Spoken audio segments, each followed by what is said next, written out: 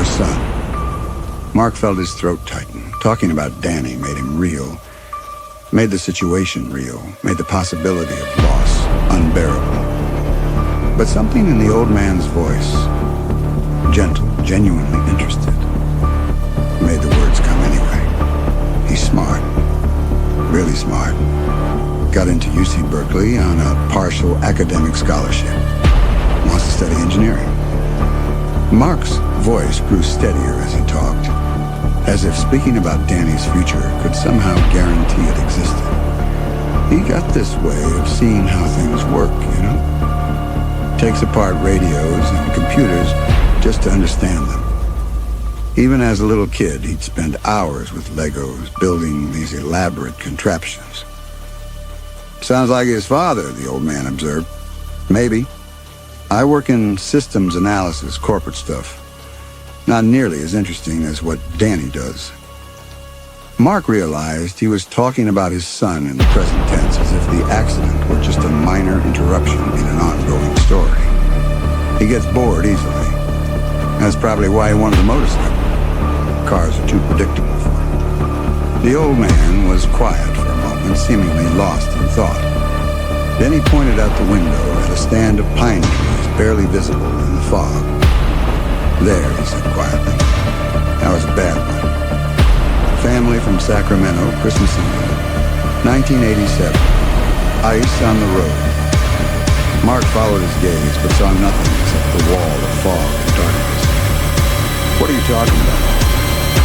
Car went right through the guardrail. Father was driving, trying to get home for Christmas morning. Had presents in the trunk for two little girls. The old man's voice was matter-of-fact, as if he were reading from a police report. Mother was pregnant with their third child.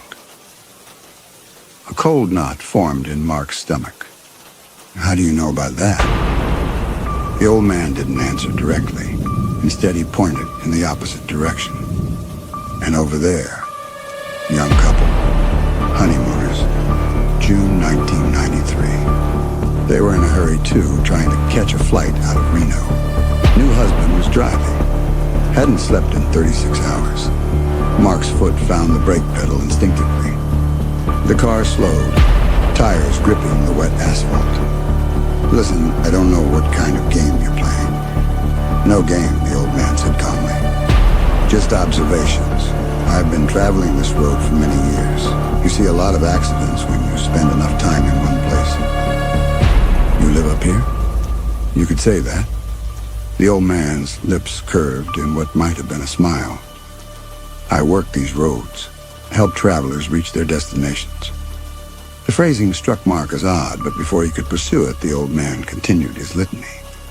Spring of 1995, right around that curve ahead. Teenage girl, driving alone. Coming back from a party she wasn't supposed to be at. Never made it home. His voice carried no emotion, just a steady recitation of facts. Her parents spent the whole night calling her friends, checking hospital. Didn't find out until morning. Stop, Mark said. Just stop talking about accidents. September 2001. Day after the towers fell. Man driving from San Francisco to Denver trying to get home to his family. Couldn't fly, of course. Hadn't slept in 3 days, watching the news, trying to understand what was happening in the world. Mark pressed harder on the brake. The car slowed to 40 and 30. I said stop. He had photos on the passenger seat, wife and two boys. Kept looking at them instead of the road. The old man's voice remained maddeningly calm. Found the pictures scattered all over the mountainside. Some of them were never recovered. The car came to a complete stop on the shoulder. Mark sat there in the idling vehicle, his hands shaking on the wheel. What the hell is wrong with you? My son is dying, and you're telling me ghost stories about car crashes. The old man turned to look at him directly for the first time since getting in the car. His eyes were ancient, filled with a sadness so deep it seemed to pull at Mark's soul.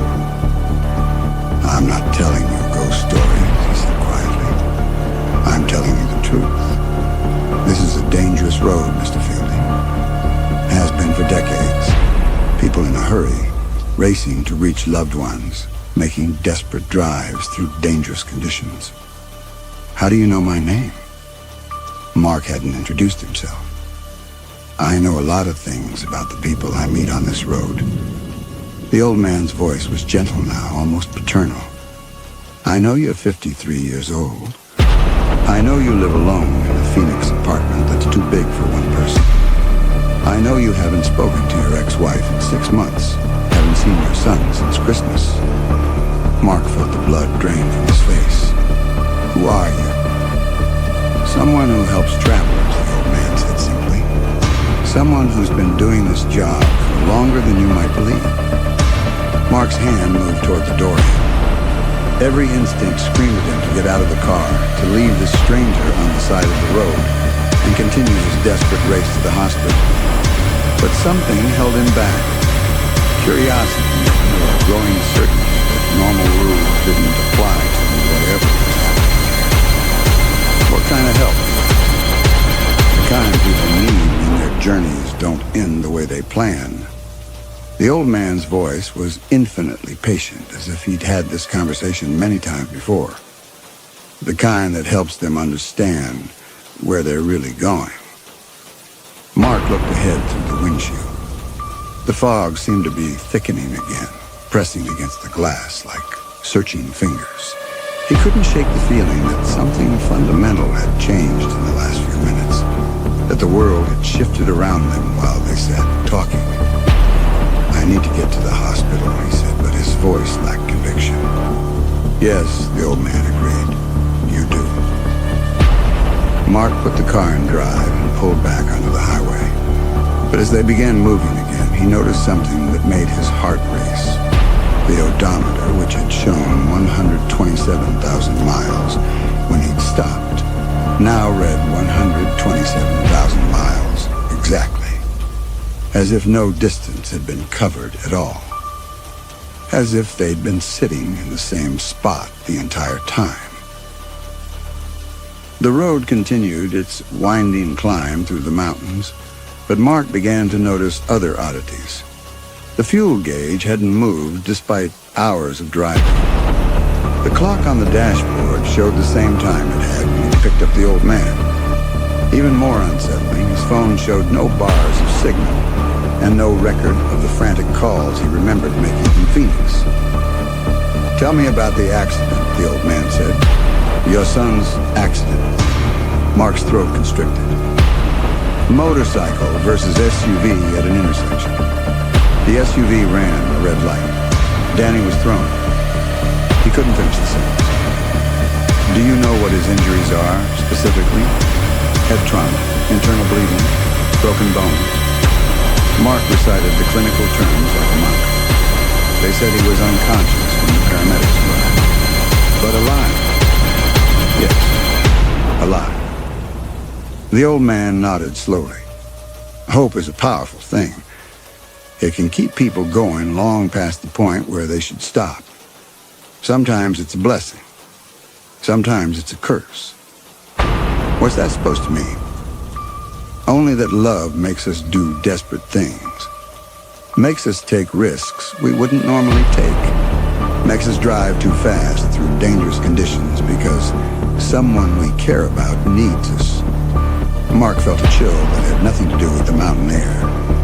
I'm being careful. Are you? Mark looked down at the speedometer. The needle was climbing toward 80 again, though he had no memory of accelerating. His knuckles were white on the wheel, his whole body tense with the effort of maintaining control on the fog-slicked road. These curves can be treacherous, the old man observed mildly. Many people have learned that the hard way. As if summoned by his words, Mark saw lights off to the right, down in the trees. Red and blue flashing lights, like emergency vehicles.